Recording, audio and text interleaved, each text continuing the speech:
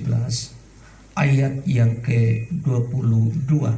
Ini ayat ini sudah sudah jadi hafalan buat sebagian besar. 2, 3. Hati yang gembira adalah obat yang manjur, tetapi semangat yang patah mengeringkan tulang. Yang percaya katakan amin. Nah, saudara kekasih, sedikit kurang lebih 2 minggu lalu waktu ada KKR ya anak-anak muda Rotendao, dan saya melihat hadirat Tuhan luar biasa. Ada banyak jiwa yang anak-anak muda di zaman Tuhan, saya doakan. Dan ketika saya sudah dari belakang, ya saya maju ke depan, Om Ronald panggil saudara, Om datang dulu. Saya kira di belakang itu tidak ada orang, ternyata ketika saya ke belakang di samping panggung itu, saya lihat adik-adik penari, adik-adik choir di zaman Tuhan. Wah, saya lihat satu yang tinggi satu saudara. Nah, saya lihat orang begitu banyak di situ. Tidak ada yang mau. Saya kenapa tidak takut Om? Takut. Jadi saya pindahkan satu-satu, tapi saya terharu saudara. Adik-adik di zaman Tuhan, saudara, kekristenan itu adalah mengalami jemaat Tuhan. Amin. Kalau orang dalam hidupnya dan jemaat Tuhan itu harus kita jaga terus-menerus. Saya ketika saya pindahkan satu-satu, ya adik-adik cukup berat sekali. Nah, sudah lama tidak angkat yang berat. Kasih pindah satu-satu, terharu. Setelah balik malamnya saya ngobrol Om Dini, saya cerita, saya menangis saudara. Saya lihat, wow, saudara, berkat yang paling luar biasa dalam kekristenan adalah ketika Tuhan menjamah hidupmu. Kalau kita ikut Tuhan, tapi kita tidak mengalami jamahan Tuhan, kita tidak mengalami kuasa Tuhan, kita kering saudara. Angkat tangan juga berat. Pendeta suruh berdiri masih 5 menit, marah-marah saudara. Kenapa? Itu tandanya kita sedang bergeser hidup kita kepada Tuhan. Nah, pada kesempatan pagi hari ini, saya melihat bahwa apa yang ditulis oleh Salomo ini luar biasa. Salomo di masa-masa kejayaannya, masa-masa ketika Tuhan angkat dia dengan dasar, Tuhan berikan hikmat, Tuhan berikan kemampuan, sehingga dia ada di masa kejayaan. Dan Alkitab sendiri mencatat bahwa tidak ada seorang raja seperti Salomo. Dalam hikmatnya dia manage begitu luar biasa, dia bangun istana yang begitu megah. Dan benar-benar seluruh kerajaan di sekitar daripada Israel di Yehuda semua datang bayar upeti saudara. Mereka menyaksikan hikmat, menyaksikan hadirat Tuhan, yang Tuhan benar berikan hikmat bagi orang ini, sehingga orang-orang datang menyaksikan apa yang ada dalam isi hati. Tetapi kita melihat di Amsal pasal 17, saya merenungkan ini masa-masa di mana Salomo sudah mulai tinggalkan Tuhan ini, sehingga dituliskan pewahyuan ini. Hati yang gembira adalah obat yang manjur, tetapi semangat yang patah mengeringkan tulang.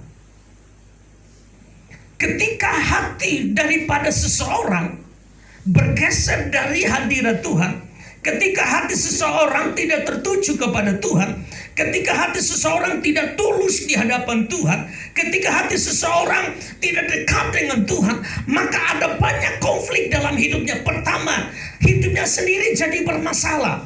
Yang kedua, dimanapun dia berada ada masalah saudara. Ada masalah di situ. Baik itu di mana saja, saudara bisa sebutkan komunitas apa saja. Sehingga kita melihat Salomo di dalam pewahyuan yang luar biasa, hati yang gembira. Dan saya tekankan, kegembiraan yang sejati, sukacita yang sejati adalah hanya orang yang hatinya tertuju kepada Tuhan. Karena saya percaya ketika hati kita tertuju kepada Tuhan, maka Tuhan memberikan kita, mensuplai kita ada sukacita abadi. Tuhan mensuplai kita ada kedamaian abadi. Tuhan mensuplai kita ada ketenangan abadi. Tuhan mensuplai kita sehingga dimanapun kita berada ada ketenangan saudara. Karena sukacita kita ini bukan karena apa yang ada yang kita punya dan kita lihat di dunia. Makanya firman Tuhan di sini katakan hati yang gembira. Dan saya percaya Ketika Salomo berada dalam kejayaannya, semua yang diinginkan hatinya dia buat, semua jadi. Dan ketika dia menyadari, saya dalam pikiran sederhana saya, ini masa-masa dia sudah mulai bergeser. Sehingga dia tuliskan, hati yang gembira adalah obat yang maju, tetapi semangat yang patah mengeringkan tulang. Ada banyak orang ikut Tuhan jadi lelah. Kenapa? Kuncinya satu, hatinya tidak tertuju kepada Tuhan dengan sungguh-sungguh. Ada banyak hal yang membuat kita mengalihkan perhatian daripada banyak anak-anak Tuhan. Saya khotbah keliling di pasar, hampir seluruh pasar yang banyak jiwa saya sudah masuk. Ada satu lagi yang belum pas, kalau saya tidak salah, Lalau katanya banyak. Dan saya jumpa di pasar, saudara, banyak sekali orang punya masalah yang hampir sama, yaitu banyak kecenderungan adalah orang tidak setia dalam keluarga. Ada yang telepon, apa dia terdoakan saya masalah, sampai nangis saudara.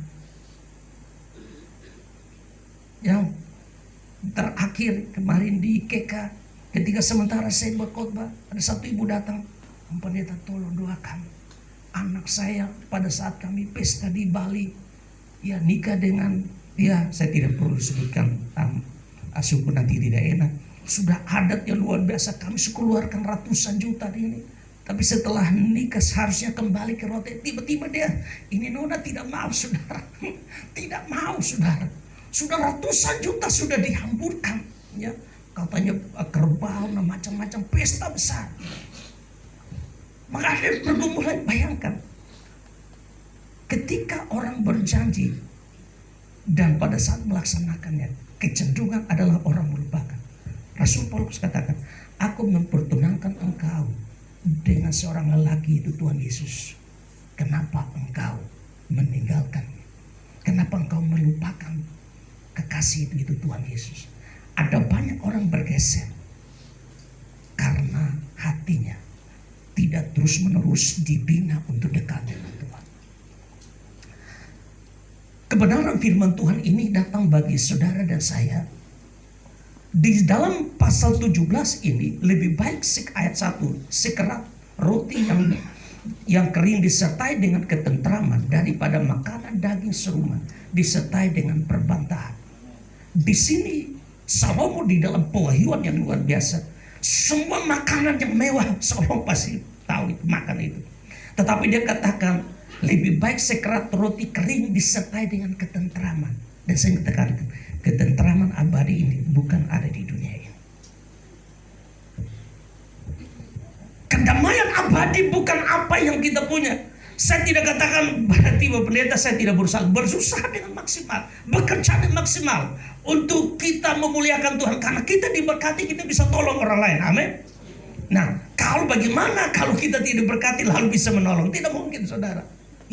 Minimal saudara kita berdoa buat orang lain dan sebagainya. Ketika Tuhan kasih berkat lebih, kita bisa menolong. Di dalam ayat ini Salomo di dalam kemegahannya lebih baik sekerat roti kering, artinya roti ini tidak ada rasanya, kering, disertai dengan ketentraman daripada makanan daging serumah disertai dengan perbantahan. Artinya perbantahan di sini adalah ketika hati orang tidak tertuju kepada Tuhan, ketika hati orang tidak bersandar kepada Tuhan, ketika hati orang tidak tulus di hadapan Tuhan, maka kecenderungan adalah perbantahan. Pertama, dirinya sendiri ada konflik dalam hidupnya, ada masalah dalam hidupnya, sehingga kita melihat orang jalan, dia punya mungkin ada masalah di rumah karena tidak diselesaikan.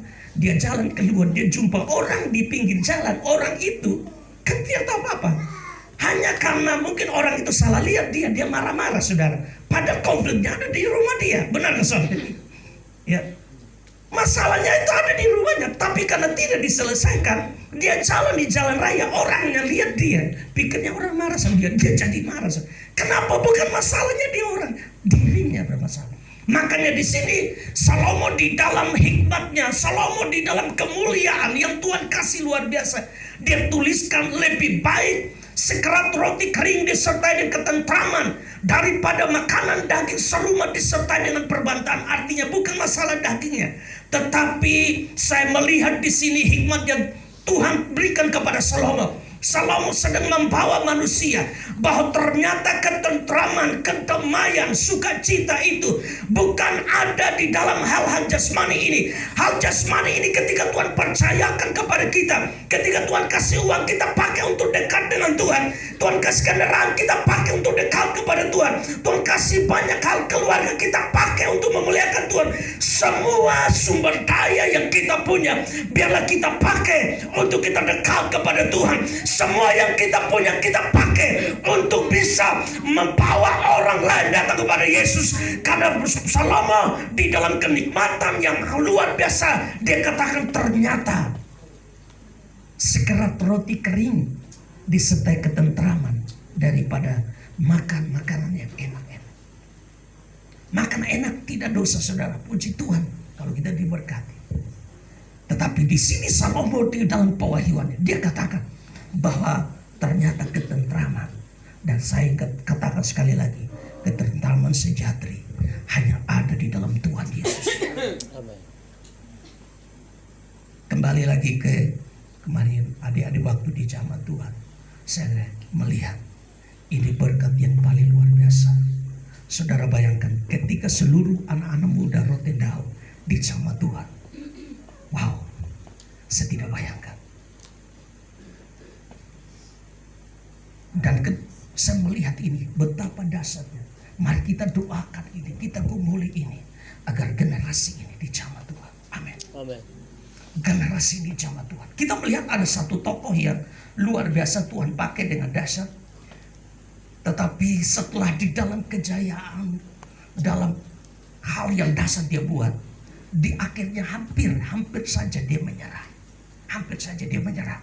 Kita melihat di dalam 1 Raja-Raja pasal 21. 1 Raja-Raja pasal 21 ayat 18 sampai 21. 1 Raja-Raja 21 ayat 18 sampai 21. 1 Raja-Raja.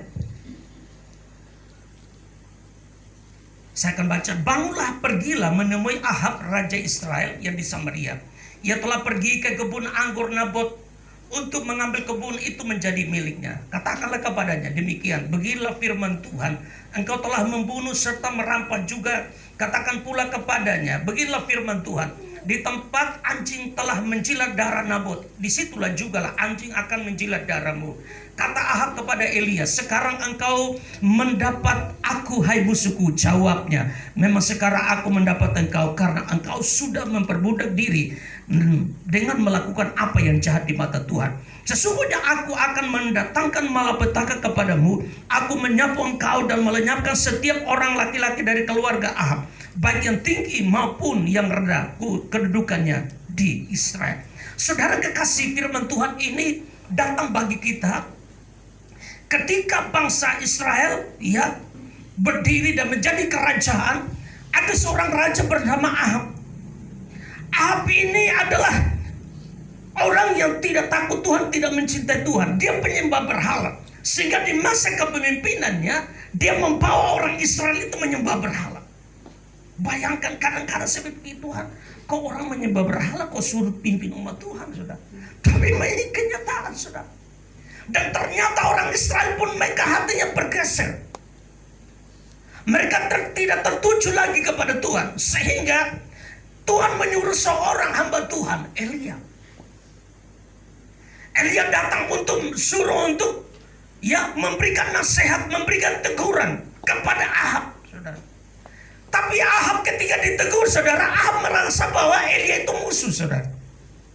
Bayangkan, saudara, ketika seseorang sudah asik dengan berbuat hal yang salah, diomongin, dia marah, saudara. Benar kok, saudara? Dia marah, saudara. Karena dia menyadari bahwa itu benar. Dia tidak menyadari bahwa dia sedang membawa dirinya kepada penderitaan, kepada masalah, bahkan kepada hukuman kekal, saudara. Dia asik di situ, sehingga ketika kita melihat Elia datang dan menegurnya. Dia jadi marah. Dia bilang Elia itu musuh saudara. Elia katakan, kamu sekeluarga dan engkau membawa bangsa Israel. Hatinya sudah bergeser. Hatinya bergeser. Dan Elia datang dengan ancaman bahwa Tuhan akan membinasakan mereka. Memang ini tidak mudah. Tetapi saudara kasih, saya renungkan di sini ketika saya khotbah ini, pas saya renungkan, ternyata suruh orang cinta Tuhan itu sangat susah, saudara. Benar ke saudara? Saudara bayangkan orang pergi ke pasar, ada yang jam 2, ada yang jam 3, tapi ke gereja itu kadang-kadang terlambat. Benar saudara? Orang pergi ke, saya renungkan, kadang-kadang saya senyum sendiri. Sementara tubuh jasmani terbatas, kecuali tubuh jasmani yang kekal ya kita tidak bisa. Tapi terbatas. Orang bayangkan sampai dia pikir-pikir bagaimana jual ini. Itu saudara bekerja dengan baik dan sebagainya. Tetapi saudara bayangkan, untuk mempersiapkan kehidupan kekalnya itu, orang itu tidak ada kayak greget, ada passion gitu, semangat sedikit itu. Jadi ya, mungkin ada hal-hal tertentu yang membuat kita terlambat, ada hal-hal penting, itu tidak masalah. Tapi bayangkan sepanjang hidup orang ini, dia menjadi orang spesial terlambat. Nah, repot saudara. Tetapi ada insiden tertentu dia terlambat, itu tidak masalah. Bayangkan untuk hal jasmani orang bisa datang dengan luar biasa semangat. Bahkan ketika saya pergi agak baik ke pasar, saya lihat kayaknya mungkin dia terlambat, lari mobilin kurung, saya hampir ditabrak saudara kayaknya. Karena mungkin terlambat, saya bilang ini orang pasar. Ketika saya sampai pasar, oh ini orang pasar, dia mungkin terlambat saudara. Larinya bahkan bawa barang saudara, larinya minta ampun. Saya bilang kalau sendiri masih bisa. Bayangkan untuk hal jasmani orang begitu berjuang dengan luar biasa. Pada kesempatan ini saya tidak katakan bahwa saudara untuk tidak berjuang hal jasmani, berjuang dan maksimal. Karena kalau engkau tidak berkata, engkau tidak bisa tolong orang. Tetapi saya ingin membawa satu pemahaman begini. Bayangkan ketika hal rohani kita buat begitu. Yakobus katakan libatkan Tuhan. Ketika kita bekerja dan kita libatkan Tuhan, Tuhan memberikan mensuplai kita. Ada damai, ada ketenangan. Kita berusaha pun ada damai, ada ketenangan. Kenapa? Karena kita tahu kita bisa melakukan yang kita bisa buat, tapi Tuhan bisa melakukan jauh lebih daripada apa yang kita buat. Sebab itu janji Tuhan, Dia Allah Yehova Jireh, Dia menyediakan dari yang tidak ada menjadi ada. Saudara bekerja dengan kekuatan kita, kemampuan kita untuk meraih berkat, karena itu anugerah. Sedangkan bagian Tuhan, Dia buka jalan kepada hal-hal yang besar. Berikan tepuk tangan bagi Tuhan Yesus. Bangsa Israel ketika mereka berubah dan rajanya bawa mereka menyembah Baal, Tuhan menyuruh Elia. Ini pekerjaan yang tidak mudah saudara. Tegur mereka. Lalu Ahab memang ini musuh. Elia bilang tidak. Saya datang dengan suara Tuhan. Kamu sudah tinggalkan Tuhan. Saudara, kekasih firman Tuhan pada kesempatan pagi hari ini datang bagi saudara. Sederhana saja, penyembahan berhala itu adalah hati kita tidak sungguh-sungguh dengan Tuhan. Saya setiap hari renungkan Tuhan, tolong saya. Hidup ini terlalu singkat saudara, terlalu singkat. Ada yang, saya lihat tadi malam Bapak Gembala ada satu anak gembala meninggal. Saya lihat itu kayaknya masih muda sekali. Umur kayaknya sekitar 19 tahun.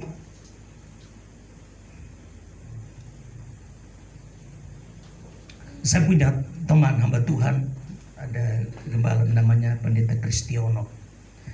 Dia satu majelisnya ini pengusaha, ya cukup diberkat lebih dari yang lain. Tapi dia kalau datang ngobrol mengeluh terus, mengeluh terus. Datang mengeluh terus. Padahal dia aja Bapak Gembala makan di tempat bagus, tapi mengeluh terus saudara. Wah ini Bapak Pendeta Kriston dia bagaimana ini? Dia mau dengan Ibu Gembala. Mak, kok ini teman kita ini, sahabat kita ini, sebenarnya kita lihat dia ekonominya lebih bagus daripada semua. Tapi dia mengeluh terus. Satu saat Pak Kristono dia berdoa, Tuhan berikan saya ikut bagaimana ini dijelaskan. Orang tahu firman, khotbah juga. Coba bayangkan saudara, tapi mengeluh terus. Akhirnya satu saat Bapak Gembala ajak mereka ke jalan-jalan, saudara. Mari kita jalan-jalan. Yuk, pas mereka ada liburan tuh toko jalan-jalan. Akhirnya jalan-jalan keliling ini tempat saudara pekuburan di Surabaya, saudara. Setelah itu masuk ke dalam. Itu dia bilang, "Om, kok kita liburan jalan-jalan ke kuburan?" Lalu Bapak Gembala ini, Bapak Kristono, dia bilang begitu. Kita bayangkan, orang ini ketika dia mati, kalau dia tidak melakukan apa yang Tuhan kasih kepada dia, tetapi dia mengeluh terus, dia mati dengan tidak menghadapi rencana Tuhan. Lihat sini, ada yang meninggal, ada yang 10 tahun, ada yang 20, ada yang 50, ada yang 60. Kalau sepanjang hidupnya dia mengeluh terus, rencana Tuhan dalam hidupnya tidak akan maksimal. Walaupun dia seorang hamba Tuhan, tidak maksimal. Dia tidak bebas, saudara. Saudara, kita renungkan, kalau orang hatinya itu hidup di dalam kepahitan, kita ngobrol, dia akan berasa, benar gak? Rasanya orang ini kok tidak tenang hidupnya, saudara.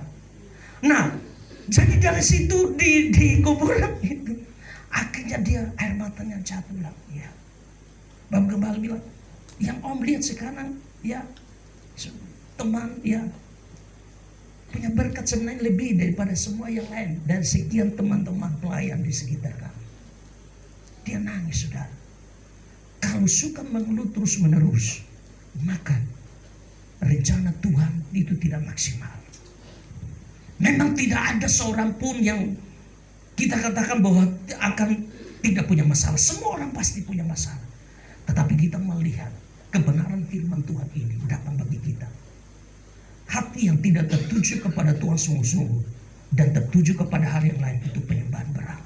Dan Elia datang kepada Ahab dan orang Israel. Dia katakan kepada mereka, kamu sudah berubah. Dan ada ancaman kematian, saudara. Ancaman pembunuhan.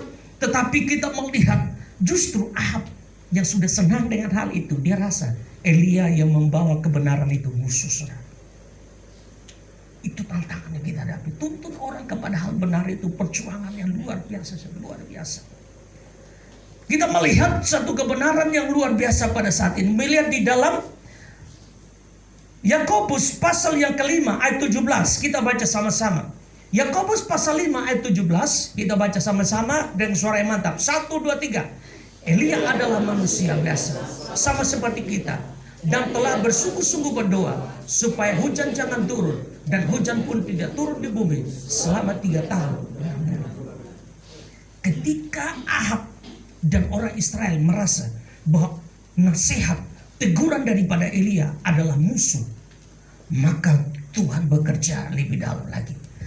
Elia berdoa, dia katakan tidak akan ada hujan 3,5 tahun.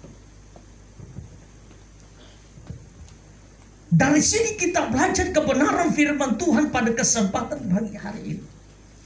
Kadang-kadang seorang sudah mendengar firman, tapi ketika sengaja tidak berubah, ada risikonya, saudara.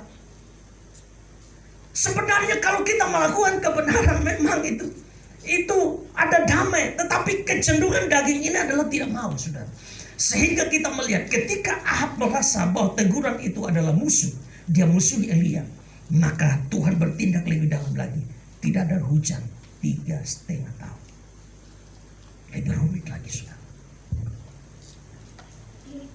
Tidak ada hujan. Saudara bayangkan kalau tidak ada hujan, orang punya uang miliaran pun tidak ada gunanya. Karena orang akan makan, orang tidak makan uang itu. Beli makanan, beli sayur. Kalau sayur tidak ada, mau makan apa, saudara? Jadi kita melihat ini menjadi perenungan kepada kita ketika firman Tuhan datang. Jangan sampai hati kita ini tidak sungguh-sungguh dengan Tuhan, karena itu adalah penyembahan berhala. Kita beralih kepada hal yang lain selain Tuhan Yesus, itu sudah berhala. Cepat-cepat kembali. Amin. Semua katakan, saya mau kembali kepada Tuhan Yesus. Sekali lagi, saya mau kembali kepada Tuhan Yesus. Di sini kita melihat ketika mereka tidak mau, dapatkan Ahab katakan Elia itu musuh. Ada hal yang lebih mengerikan lagi. Di dalam 1 Raja-Raja pasal 17 ayat 2 sampai 4. 1 Raja-Raja pasal 17 ayat 2 sampai 4. Kemudian datang firman Tuhan kepadanya, pergilah dari sini, berjalanlah ke timur dan bersembunyilah di tepi sungai Kerit, di sebelah timur sungai Yordan. Engkau dapat minum dari sungai itu. 4a saja. Ketika Tuhan menyuruh dan lewat perkataan daripada Elia, sehingga hujan tidak turun 3,5 tahun, dampaknya juga Elia mengalami. Tetapi kita melihat ada beda di sini. Tuhan suruh Elia menuju ke sungai Kerit. Dan khusus sejarah Alkitab mencatat khusus di mana Elia ada, di situ ada air. Memang kadang-kadang Tuhan membawa kita kayak kering keadaannya. Wah, kalau kita lihat sekarang ekonomi terjadi goncangan luar biasa.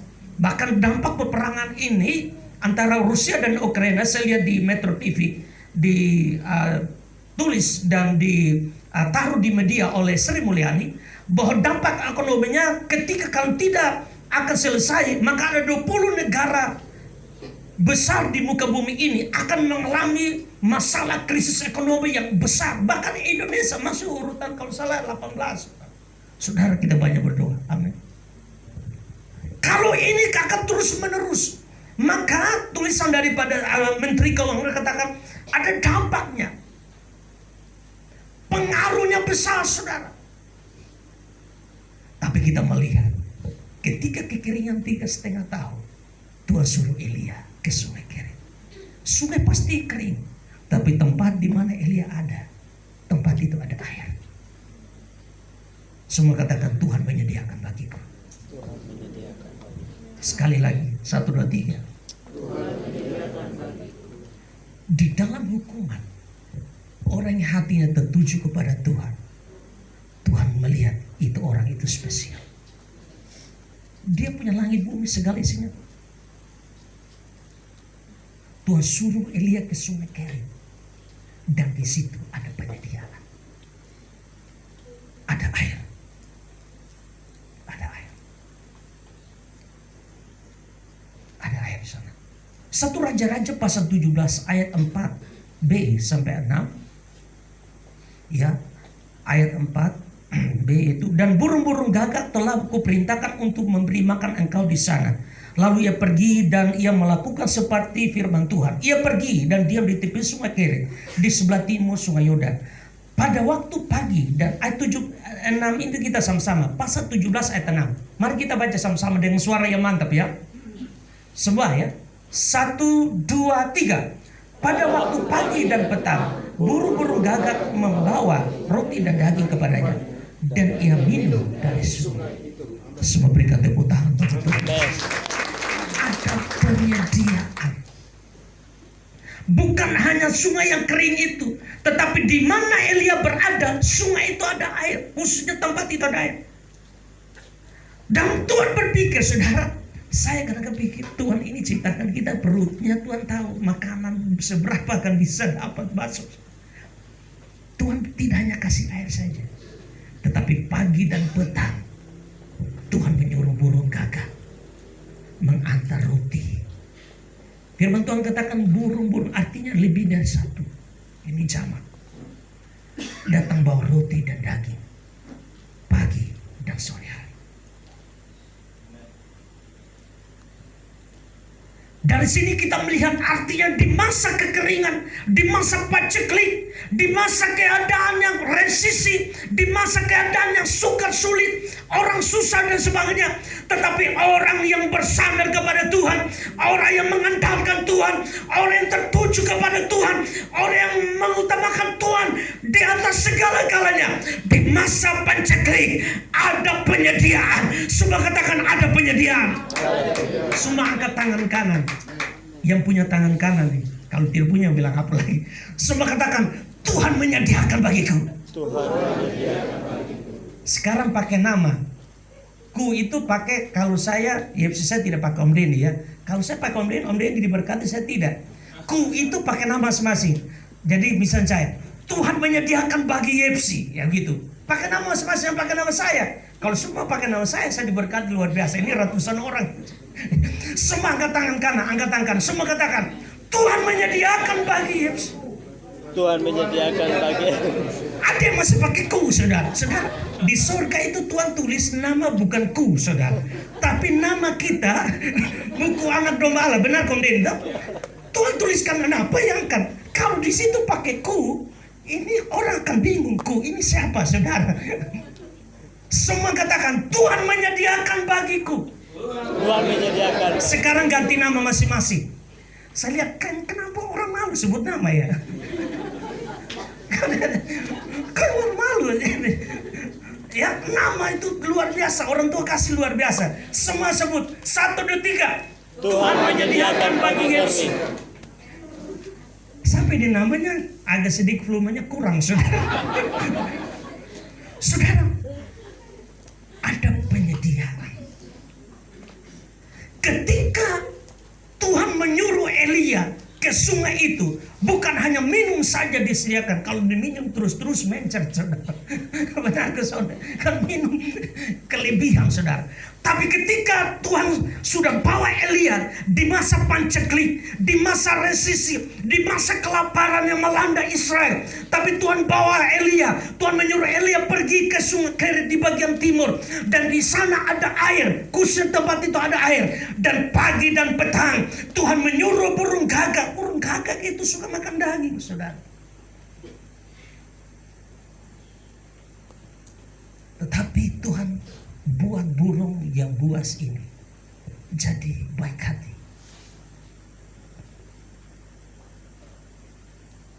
Jadi baik hati. Dia antar kasih Elia roti dan daging. Ada penyediaan yang kadang-kadang tidak masuk akal di sini secara manusia. Tetapi itulah Tuhan kita. Amin. Ada penyediaan yang luar biasa yang Elia alami. Dampak daripada hukuman daripada orang Israel. Raja bersama dengan Israel yang menyembah Baal. Dampaknya, resikonya adalah ada kelaparan. Hujan tidak ada.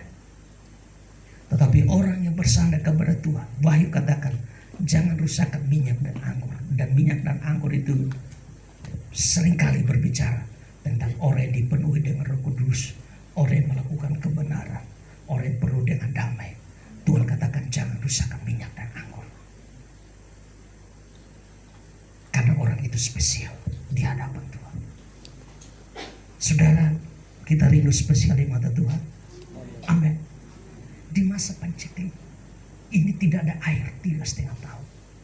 Tetapi Tuhan pelihara Elia. Ada penyediaan. Mungkin hari-hari ini saudara punya usaha bermasalah. Dalam kehidupan ekonomi ada masalah. Saya katakan bagi saudara, ajak suami, istri, anakmu berlutut di hadapan Tuhan. Angkat hati sungguh-sungguh dengan Tuhan. Bersandar penuh sama Tuhan. Andalkan Tuhan.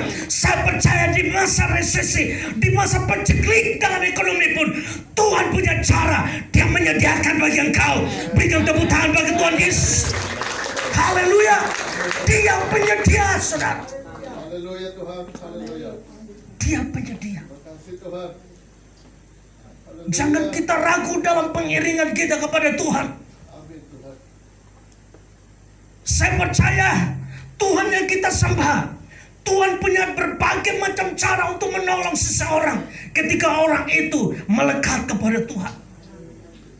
Ketika orang itu bersandar kepada Tuhan. Mungkin kadang-kadang dia sudah berdoa tapi belum ada jawaban. Tapi saya ingin katakan bagi saudara, jangan menyerah, jangan putus asa. Terus berdoa, terus menyembah Tuhan, terus melayani, terus andalkan Tuhan. Tepat kairosnya Tuhan, Dia akan promosi hidupmu. Berikan tepuk tangan bagi Tuhan Yesus. Firman Tuhan datang bagi saudara di masa yang tidak mungkin. Burung gagak yang makan daging ini, buas ini, justru dia antar kasih Elia makanan dan minuman. Minuman sudah ada di surga. Dia bawa roti dan daging. Bayangkan, ketika paceklik pasti binatang mati semua. Kok bawa daging dari mana?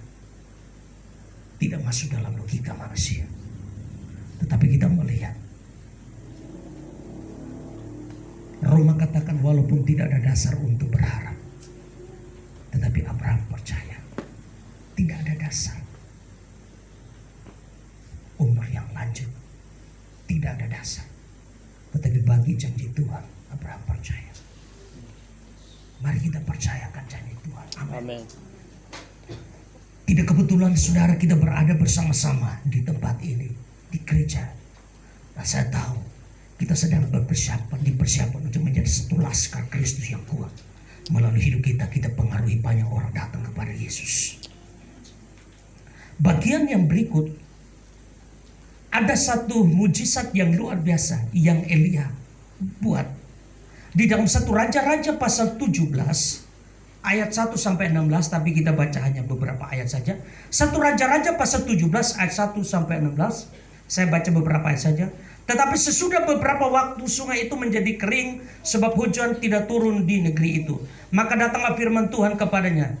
Bersiaplah pergi ke Sarfat yang termasuk wilayah Sidon dan diam di sana. Ketahuilah aku telah memerintah seorang janda untuk memberi engkau makan. Sesudah itu bersiaplah, lalu ia pergi ke Sarfat. Setelah ia sampai ke pintu gerbang kota itu, tampaklah di sana seorang janda sedang mengumpulkan kayu api dan ia berseru kepada perempuan itu, katanya, cobalah ambil bagiku sedikit air dalam kendi supaya aku minum. Ayat 11. Ketika perempuan itu pergi mengambil, nah dia berseru lagi, cobalah ambil juga bagiku sepotong roti. Ayat yang ke-12, perempuan itu menjawabnya, demi Tuhan Allahmu yang hidup, sesungguhnya tidak ada roti padaku sedikit pun, kecuali.